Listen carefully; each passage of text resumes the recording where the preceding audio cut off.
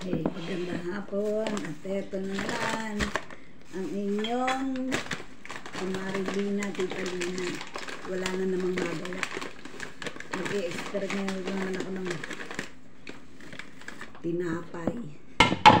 Gagawa naman ako ng brownies. Brownies naman. Ito may dalawang takal akong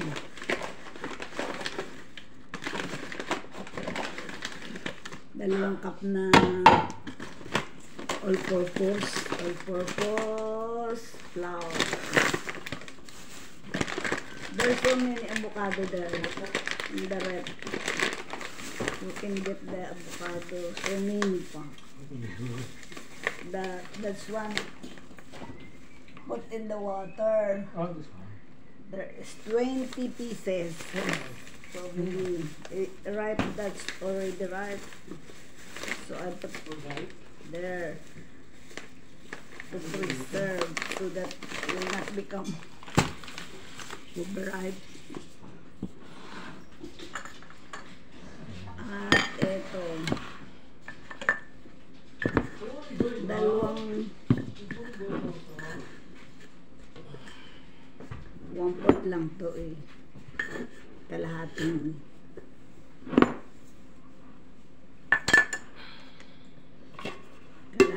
cup na sugar, 2 cup na all-purpose. At ito, may 2 itlog ako dito. Pero ito, baka makalimutan. Ito, baking powder.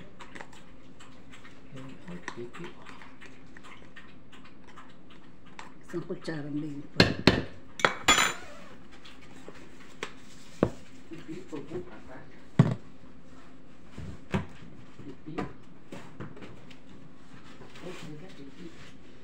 Ilalagyan ko rin ng konting asin. Kalahating para balance, hindi masyadong matamis. At ito, paghahalo-haluin ko na nga yung asukal, baking powder,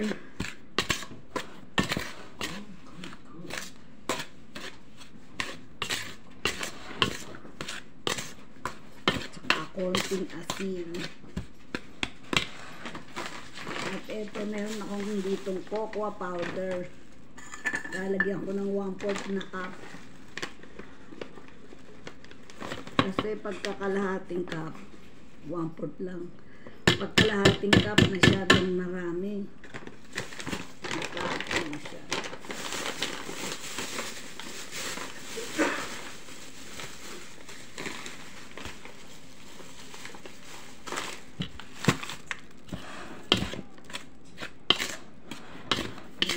Pinaghalo-halo ko muna yung harina, yung cocoa, yung asukal, yung baking powder. Yan lang ginagawa ko pagka gumagawa ko ng tinapay. Madali lang. Yung pandesal kasi minamasa pa. Kaya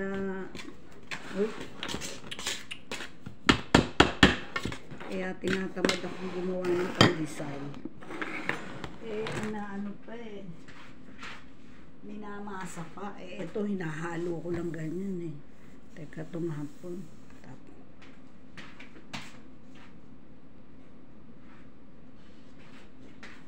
Napalakas ang halo ko, tumahapon.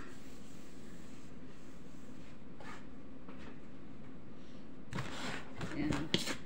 Kaya pinaghalo-halo ko na yung cocoa, yung harina, yung asukal,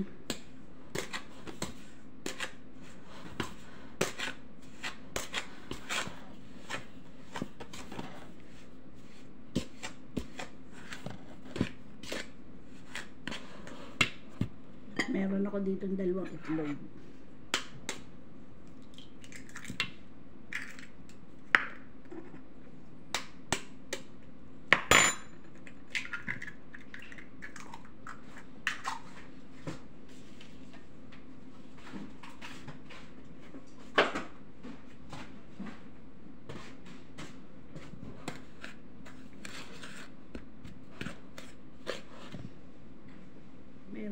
dito isang tas. 1 cup na milk. Kaya gatas. Siya kung ito natutunan. Imbis na tubig. Siya kung... Pero pwede rin naman kung wala kang gatas. Tubig. Mas masarap ang gatas.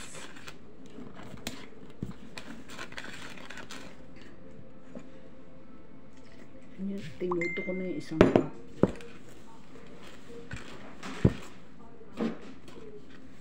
Parang kulang pa nga eh. Tapos mayroon din ako dito vanilla. Ayan. Vanilla. Lagyan ko kalahating kutsara.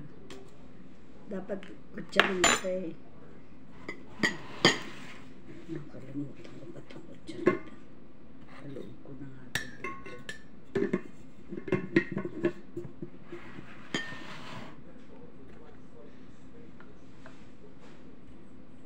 Kalahati lang.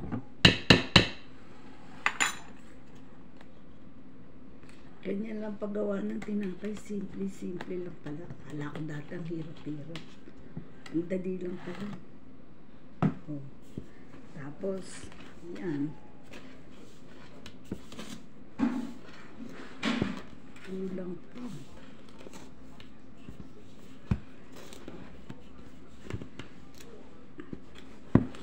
Kulang pa. Iyak ng tubig.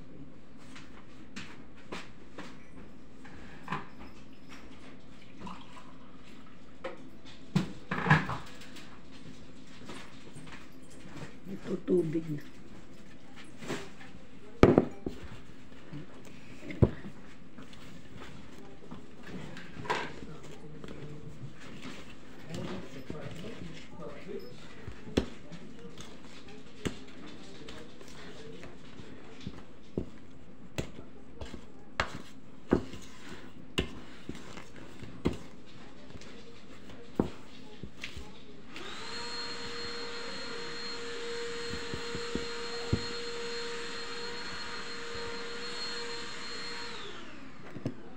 Tapos ito meron akong butter.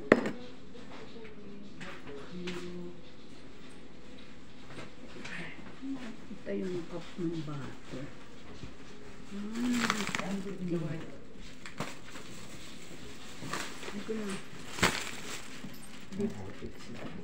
Hindi ko na susukatit ito. Tansyahin ko na lang.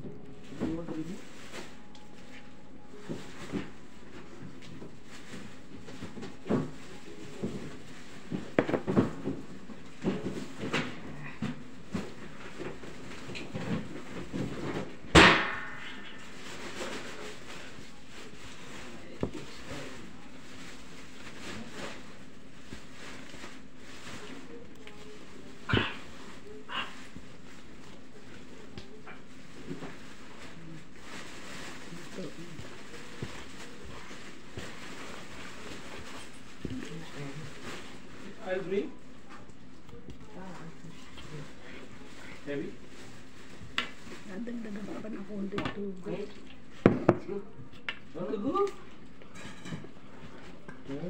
Kasi parang malapit eh.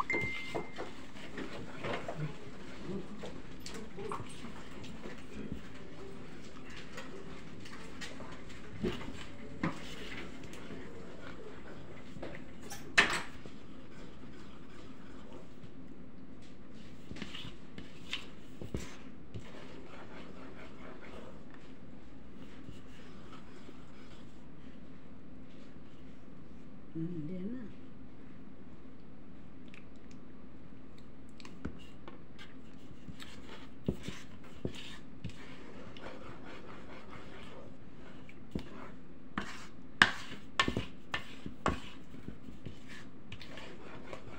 Dadagdag ako ng konting asukal. Parang natatabahan kasi.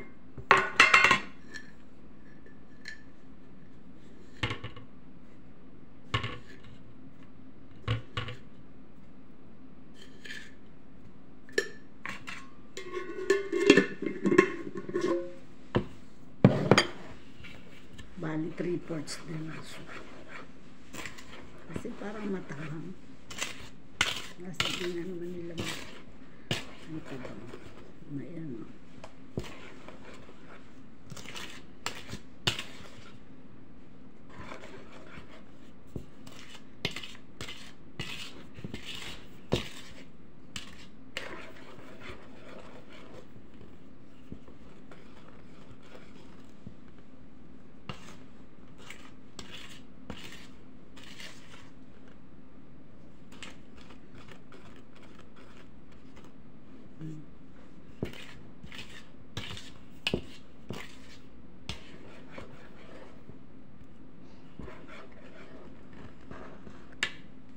Tapos na. O, ilalagay ko na dito sa tray.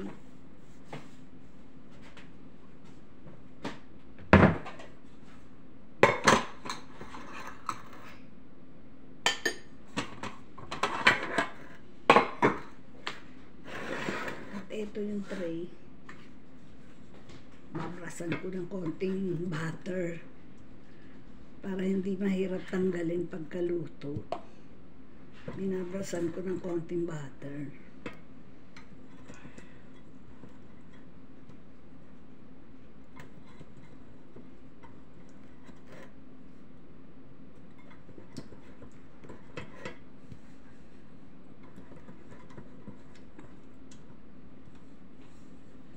At mamaya-maya ng konti, may tinapay na kami.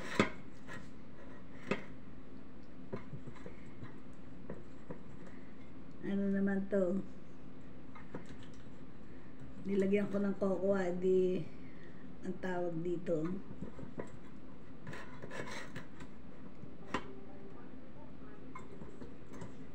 Ang tawag dyan. Brownies. Brownies.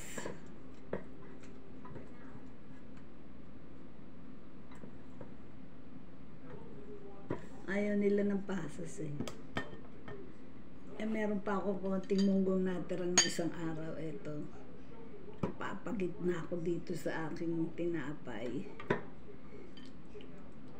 Lalagay ko na. Para maubos na itong munggong na to. Hindi ko na inihalo. Hindi ko na inihalo doon sa tinapay. Kaya nung isang araw, hinahanap nila yung munggo. Sabi ko, inihalo ko eh. Ngayon, hindi ko inihalo. Hindi ko inihalo doon sa kinano kong harina. Eto, papagitna ko na lang doon sa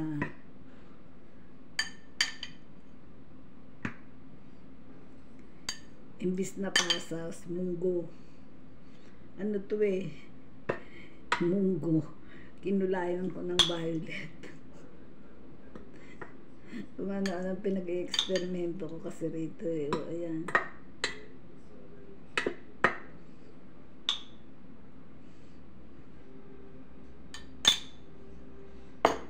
At meron pa ako dito isang tray. Tingnan ko muna kung kasya na rito.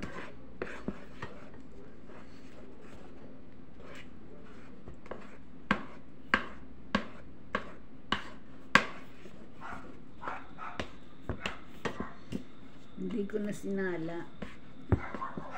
Masyadong malapot eh.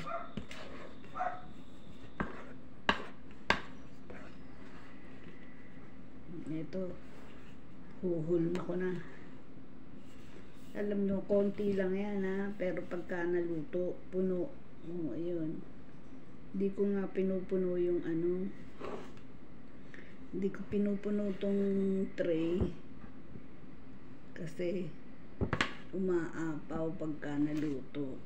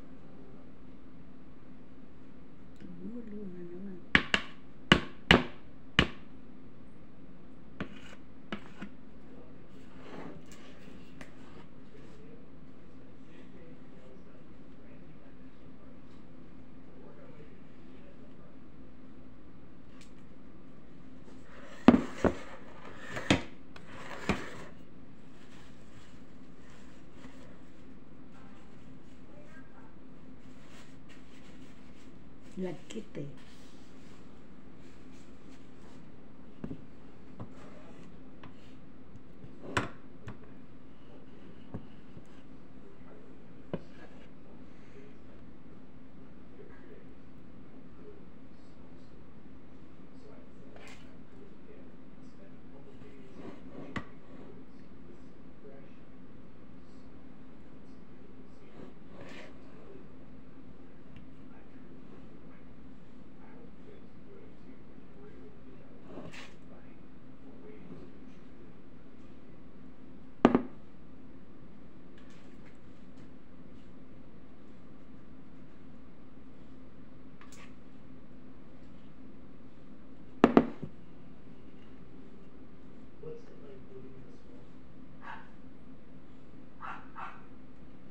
Ayan, meron pa.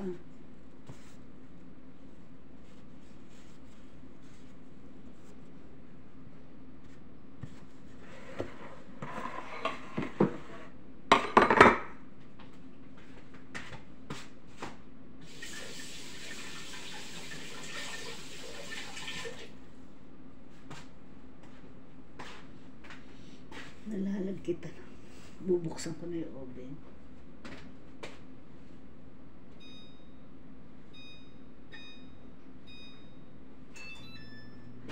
Dati takot ako mag-oven at hindi naman ako marunong. Eh, natuto na rin ako. Sandali lang naman pala. Pipindot-pindutin.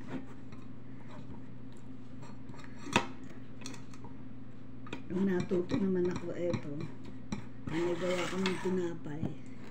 Pag nakita ko, ubos na yung tinapay namin. Oh. Gagawa na naman ako. Naubos na yung ginawa ko ng isang araw. Yung kulay ube. Ito naman kulay chocolate.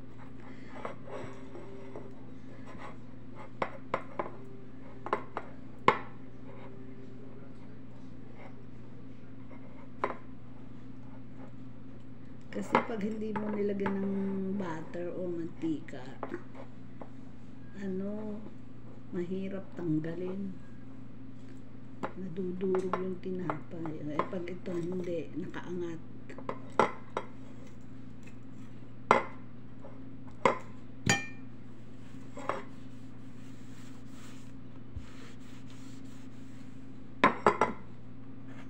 May konti pang munggo.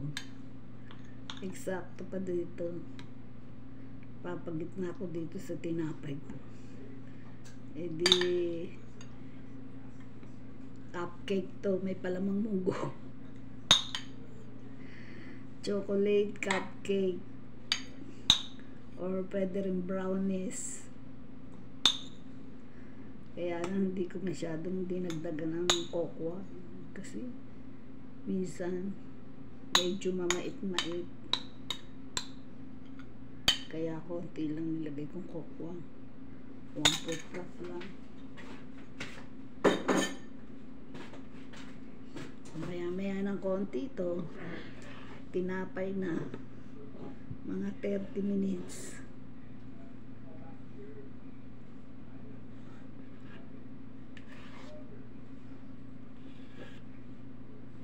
Pinainit ko na yung aking oven.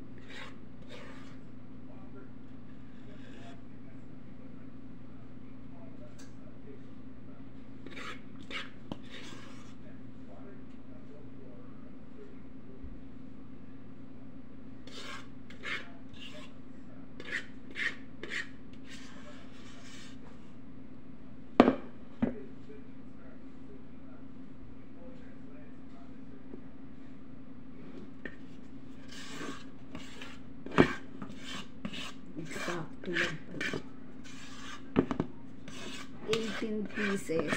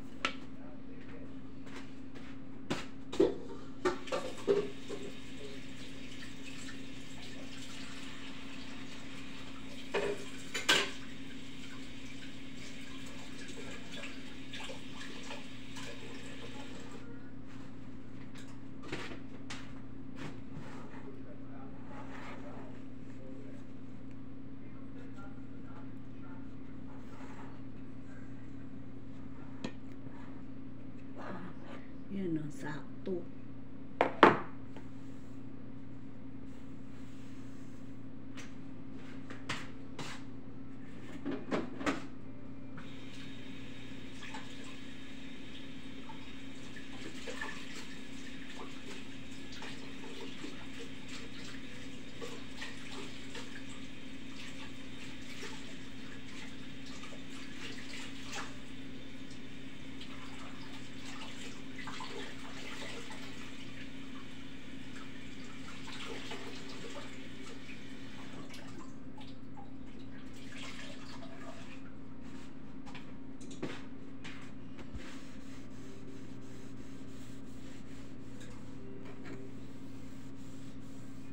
Ayan, tapos na ako magawa.